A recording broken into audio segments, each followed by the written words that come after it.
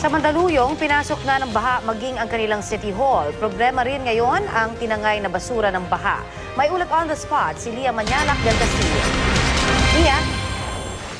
Connie, simula kaninang umaga hanggang tuhod pa rin ang baha sa May Silos Circle dito sa Mandaluyong City.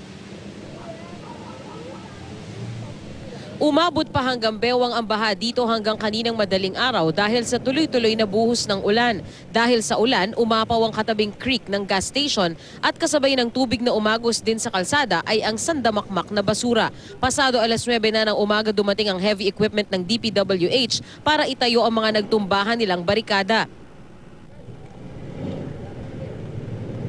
Sa bahagi ng may silo na patungong Makati, mas malalim pa ang baha dahil sa ginagawang San Francisco Pumping Station. Nagkataong kakabuhos lang ng semento sa nasabing pumping station ng DPWH noong isang araw, kaya't hindi lalo nabuksan ang pump dito na makakatulong sanang mas mabilis pahupain ang baha. Bahagya na ring pinasok ng baha ang bahagi ng City Hall.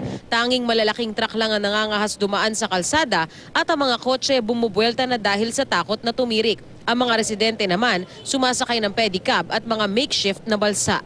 Grabe ang apekto namin dito sa baha. Pag dumaan kami dito, nagtatrasikil kami. Langoy talaga yung trasikil.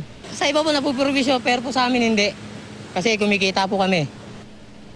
Connie, yung kalbaryo ng mga residente rito dahil sa baha dulot ng pag-uulan at nang hindi pa rin natatapos na drainage at San Francisco Pumping Station ay magtatagal hanggang June 2016 pa ayon sa DPWH. Kaya't humihingi sila ng pangunawa ng mga residente dito na konting tiis-tiis daw muna dahil kapag natapos naman ang proyekto ay sila rin naman ang makikinabang. Connie? Maraming salamat, Lia Manialak del Castillo.